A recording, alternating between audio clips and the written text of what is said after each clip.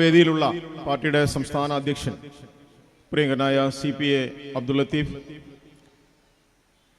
പാർട്ടിയുടെ ഉപാധ്യക്ഷൻ Shri Abdul Hameed master, general സെക്രട്ടറിമാരായിട്ടുള്ള PR സിയാദ്, PP റഫീഖ്, കൃഷ്ണൻ, സംസ്ഥാന സെക്രട്ടറിമാരായിട്ടുള്ള ശ്രീ കൃഷ്ണ എരഞ്ഞിക്കൽ, ജോൺസൺ കണ്ടച്ചിറ, ജമീലിത്ത, സംസ്ഥാന സമിതി അംഗങ്ങളായിട്ടുള്ള VT ക്രാമലക്ക്, സംസ്ഥാന ട്രഷറർ റഷീദ് ഉമ്മേരി, ശ്രീ അജ്മൽ ഇസ്മായിൽ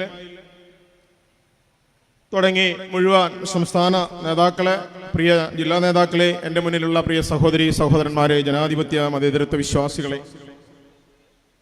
നിങ്ങൾ നൽകിയ ഈ അതിഗംഭീരമായ സ്വീകരണത്തിനും ആദരവിനും അങ്ങേയറ്റം നന്ദി പ്രകടിപ്പിക്കുകയാണ്. സോഷ്യൽ ഡെമോക്രാറ്റിക് പാർട്ടി ഓഫ് ഇന്ത്യയുടെ ഏറ്റവും ശക്തിമത്തായ ഒരു ജില്ലയാണ് മലപ്പുറം ജില്ല. ആ മലപ്പുറം ജില്ലയിൽ നിന്ന് തന്നെ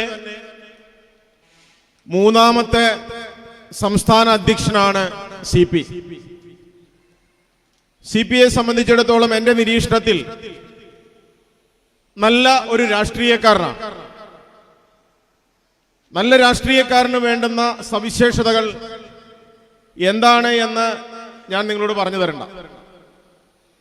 തീർച്ചയായും ഇവിടെ ഒരു രാഷ്ട്രീയക്കാരന്റെ നേതൃത്വം, അഥവാ മുഴുവൻ സമയ രാഷ്ട്രീയക്കാരന്റെ നേതൃത്വം പാർട്ടിക്ക് അങ്ങേയറ്റം ഗുണകരമാകും എന്ന് തന്നെയാണ് എൻ്റെ പ്രതീക്ഷ.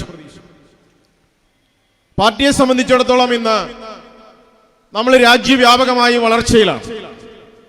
സംസ്ഥാനത്ത് നമ്മുടെ പാർട്ടിയെ സംബന്ധിച്ചിടത്തോളം ഇന്ന് 137 മണ്ഡലങ്ങളിൽ ഇന്ന് പാർട്ടി പ്രവർത്തനം ശക്തമാണ്.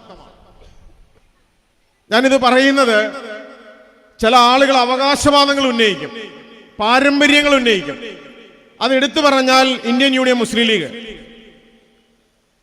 മുസ്ലിം ലീഗിന്റെ നേതൃത്വങ്ങൾ വട്ടം വരച്ച് വട്ടത്തിൽ കറങ്ങുന്നത് പോലെയാണ്. അല്ലെങ്കിൽ വലയെന്ന് ചാടി കുളത്തിലോട്ട്, കുളത്തിന്ന് ചാടി വലയിലേക്ക്. കാരണം അതാണ്. അല്ലെങ്കിൽ ഒരു കിണറില് തവള ആഗ്രഹിക്കുന്ന പോലെയാണ്.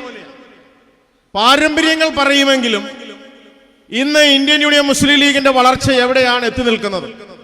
എന്താണ് അതിനകത്ത് സംഭവിച്ചിരിക്കുന്നത്? എന്താണ് ഇന്ത്യൻ യൂണിയൻ മുസ്ലിം ലീഗിന്റെ രാഷ്ട്രീയം? എന്താണ്? എന്തുകൊണ്ട് മുസ്ലിങ്ങളെ ബാധിക്കുന്ന പ്രശ്നമാണ് വഖഫ് ഭൂമിയുമായി ബന്ധപ്പെട്ട് ഇന്ന് സംസ്ഥാനത്തും രാജ്യത്തും നിലനിൽക്കുന്ന പ്രശ്നങ്ങളിൽ എന്തുകൊണ്ട് ലീഗ് മൗനം പാലിക്കുന്നു? എന്തുകൊണ്ട് ഒളിച്ചോടുന്നു? കള്ളൻ കപ്പലിൽ അല്ലെങ്കിൽ കള്ളന്റെ തലയിൽ പപ്പുണ്ട് എന്ന് നാട്ടിൽ പറയുന്നത് പോലെ ലീഗ് നേതാക്കന്മാരുടെ തലയിൽ പപ്പുണ്ട്, അതുകൊണ്ടാണ് ഒളിച്ചോടുന്നത്.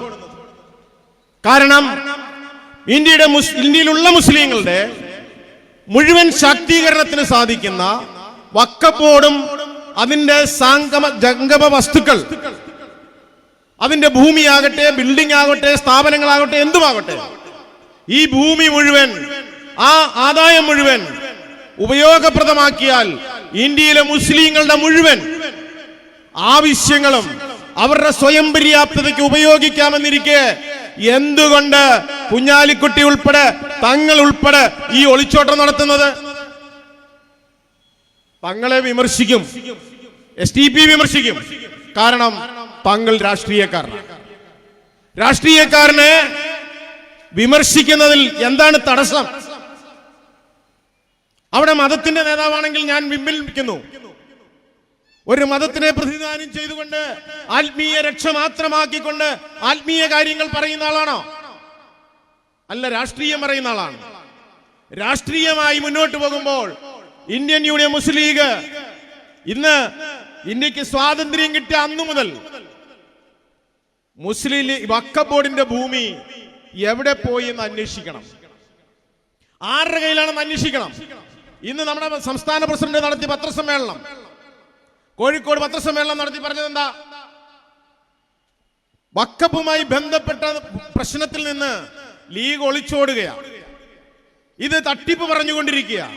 വൻ തട്ടിപ്പാണ് നടത്തുന്നത്, ചെറിയ തട്ടിപ്പല്ല.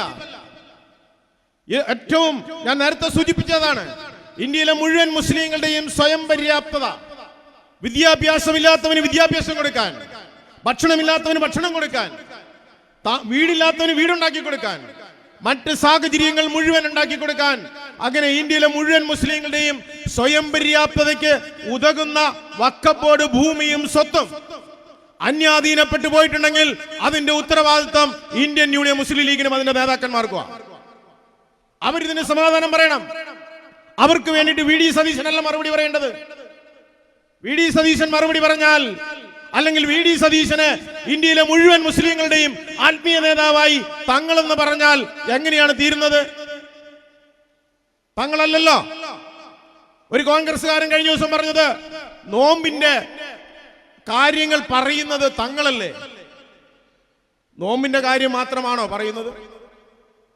ഞാൻ അതിലേക്ക് കടന്നു പോകണില്ല. അപ്പൊ ആളുകളെ തെറ്റിദ്ധരിപ്പിക്കുകയാണ്. ആത്മീയ കച്ചവടം നടത്തുന്ന ഈ കുടുംബ പാരമ്പര്യം, ഈ തട്ടിപ്പ് സംഘത്തെ തുറന്നു കാണിക്കാൻ ഇവിടുത്തെ മാധ്യമങ്ങളും രാഷ്ട്രീയക്കാരും ഉദ്യോഗസ്ഥ വൃന്ദങ്ങളും അന്വേഷണ ഏജൻസികളും തയ്യാറാകണമെന്ന് പറഞ്ഞുകൊണ്ട് ഈ നൽകിയ സ്വീകരണത്തിന് എല്ലാവിധ അഭിവാദ്യങ്ങളും ആശംസകളും അർപ്പിച്ചുകൊണ്ട് ഞാൻ അവസാനിപ്പിക്കുന്നു. നന്ദി, നമസ്കാരം. നന്ദി റോയി അറക്കൽ സാർ.